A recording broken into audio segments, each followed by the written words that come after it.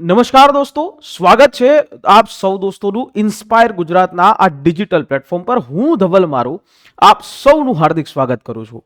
દોસ્તો, તમે અત્યારે ઈરાન, ઇઝરાયલ, યુએસ આનું યુદ્ધ વિશે વાત જાણી હશે.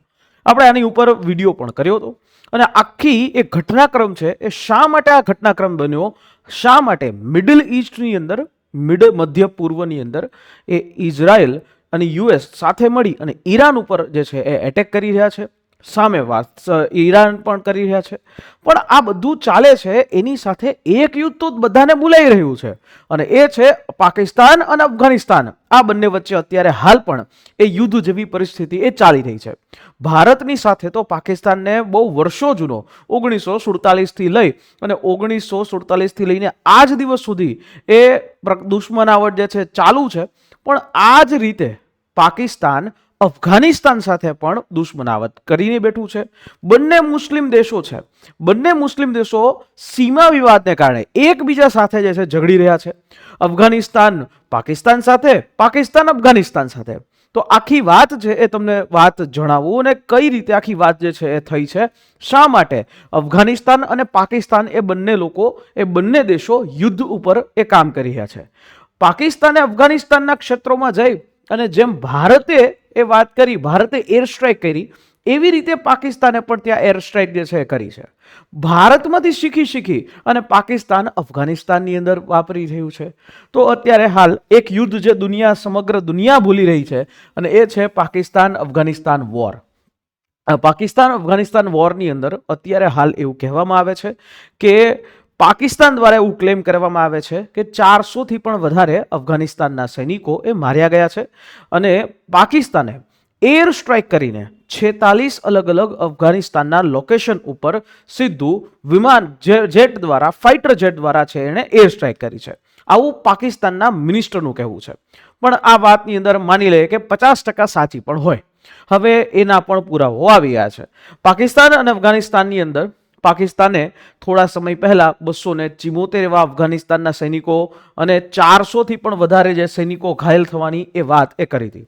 પાકિસ્તાને એવું પણ આરોપ લગાવ્યો કે અત્યારે હાલમાં અફઘાનિસ્તાનમાં જે સરકાર છે એ તાલિબાની સરકાર છે.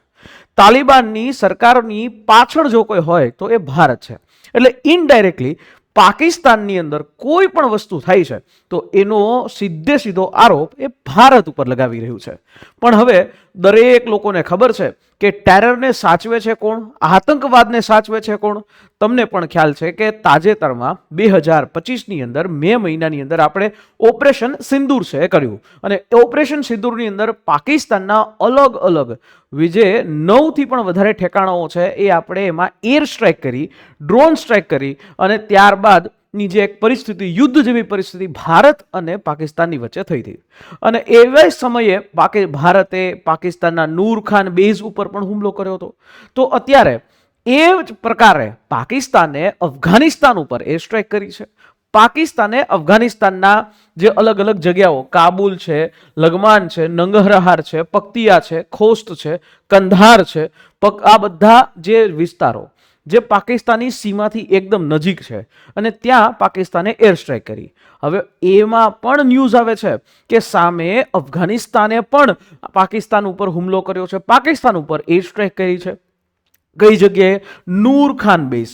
આ એ જ નૂર ખાન બેઝ છે કે જ્યારે ભારત અને પાકિસ્તાન વચ્ચે ઓપરેશન સિંદૂરની એક કાર્યવાહી ચાલુ હતી ત્યારે ભારતે પોતાની બ્રહ્મોસ મિસાઇલોના માધ્યમથી, અલગ અલગ ડ્રોન્સના માધ્યમથી આ બેઝ ઉપર પણ એટેક કર્યો હતો અને આ બેઝના કેટલાક રનવે છે, આ બેઝને ઘણી બધી વસ્તુઓ છે, ઘણી બધી સંપત્તિઓ છે, પાકિસ્તાનની બિલ્ડિંગો છે, એને નુકસાન છે એ પણ પહોંચાડેલું. તો આ આખો વિવાદ છે શું? બંને મુસ્લિમ દેશો બંને એકબીજા સાથે નજીક છે અને આખો વિવાદ શું છે? 132 વર્ષ જૂનો વિવાદ અને એ વિવાદનું નામ છે ડુરાન્ડ લાઇન. તમને ખ્યાલ હશે જ્યારે ભારત અને પાકિસ્તાનના ભાગલાઓ થયા ત્યારે રેડક્લિફ લાઇન બની.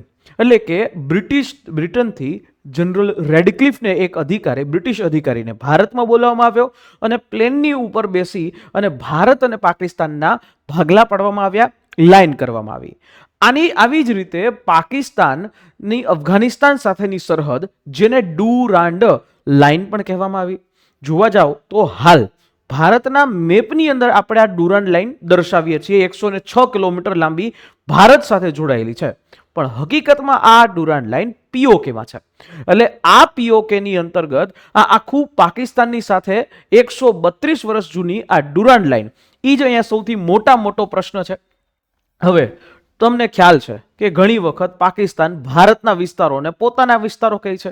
એવી જ રીતે ડુરાન્ડ લાઇનના કેટલાક વિસ્તારો જે અફઘાનિસ્તાનમાં છે એ વિસ્તારોને પાકિસ્તાન પોતાનામાં સમાવેશ કરી રહ્યું છે. એક તો પાકિસ્તાનની અંદર ઓલરેડી બેરોજગારી છે, ભૂખમરી છે, ત્યાંના ચીજ વસ્તુઓના ભાવ આસમાને છે, અને એ પાકિસ્તાન અફઘાનિસ્તાનની જમીનો લેવા તરફ એ આગળ વધી રહ્યું છે. એટલે એમાંય આ જે આખી જે સીમા છે તમે અહીંયા જોઈ શકો છો, આ ડુરાન્ડ લાઇન છે એ વચ્ચેનો આખો વિવાદ છે. બરાબર, અહીંયા બલુચિસ્તાન, ખૈબર પખ્તુનવા, પાકિસ્તાનનો જે કબાયલી જે વિસ્તાર છે ત્યાંથી એ જાય છે. અને તાલિબાન એવું કહે છે કે આ લાઇન છે એ 132 વર્ષ જૂની છે. આ લાઇન જે છે એને એ વસ્તુ નથી, આ લાઇનને એક્ઝિસ્ટ નથી કરતી. અમે આ લાઇન એટલે કે ડુરાન્ડ લાઇનના જે સમજૂતી થઈ હતી બ્રિટિશરો વચ્ચે અને અફઘાનિસ્તાનની વચ્ચે, એ અમે માનતા નથી. એટલે આ વસ્તુ ત્યારથી શરૂઆત થઈ. 22 ફેબ્રુઆરીથી પાકિસ્તાન અને અફઘાનિસ્તાન વચ્ચે છમકલાઓ થવાનું શરૂ થયું. 22 ફેબ્રુઆરીથી પાકિસ્તાન અને અફઘાનિસ્તાન વચ્ચે જે સંઘર્ષો છે એ ધીમે ધીમે એની સરહદો ઉપર શરૂ થયું. ત્યારબાદ એની પહેલા ઓક્ટોબર મહિનાની અંદર પર પાકિસ્તાન અને અફઘાનિસ્તાનની સરહદ ડુરાન્ડ લાઇન ઉપર ખૂબ મોટા પ્રમાણની અંદર એ સંઘર્ષ છે એ શરૂ થયો. ક્યારેક પાકિસ્તાનના સૈનિકો છે એના ઉપર વાર કરે, અફઘાનિસ્તાનના સૈનિકો એના પાકિસ્તાની સૈનિકો ઉપર વાર કરે. આ રીતે થઈ અને વસ્તુઓ થઈ અને છેવટે આ પાકિસ્તાને અફઘાનિસ્તાન ઉપર એટેક કર્યો. અફઘાનિસ્તાને પાકિસ્તાનના ઘણા બધા એવા વિસ્તારો છે એની ઉપર એટેક કરી અને આ રીતેની હાલત જે છે ત્યાંના નાગરિકોની કરી છે. પાકિસ્તાનની અંદર થોડા સમય પહેલા 22 ફેબ્રુઆરીએ પાકિસ્તાને એ રવિવારે અફઘાનિસ્તાનમાં એર સ્ટ્રાઇક કરી અને પાકિસ્તાનની શિયા મસ્જિદ જે છે એ જુમ્માની નમાઝ ચાલુ હતી અને એવા સમયે એ બ્લાસ્ટ કરવામાં આવ્યો અફઘાનિસ્તાન દ્વારા સુસાઇડ બોમ્બર દ્વારા. એટલે આત્મઘાતી બોમ્બર પાકિસ્તાનની એ મસ્જિદમાં પ્રવેશ કરે છે. અફઘાનિસ્તાનનો કોઈ વ્યક્તિ છે, તાલિબાનથી જોડાયેલો વ્યક્તિ છે, ત્યાં જઈ અને બ્લાસ્ટ જે છે એ થઈ જાય છે. અને આવી રીતે જે છે આત્મઘાતી હુમલો જે છે થાય છે, જેની અંદર 2 સૈનિકો, લેફ્ટનન્ટ કર્નલ, આનું પણ મૃત્યુ થાય છે. એટલે આ વાત સહન ન થઈ. તાલિબાને કીધું કે પાકિસ્તાને અમારી ઉપર એર સ્ટ્રાઇક કરી છે, ત્યારે સમય આવે અમે એનો જવાબ દેશું. ને આ પાકિસ્તાન ઉપર અફઘાનિસ્તાનનો સમય આવે જવાબ હતો. આવી જ રીતે અફઘાનિસ્તાને આ બાબતને ખૂબ ગંભીરતાથી લીધી અને નંગરહારની અંદર જે હુમલો થયો એમાં 23 લોકો એ પાકિસ્તાને મારી નહીં ખાતા. આ કેવું છે કે બિલાડી અને ઉંદર વચ્ચેનો ખેલ ચાલી રહ્યો છે.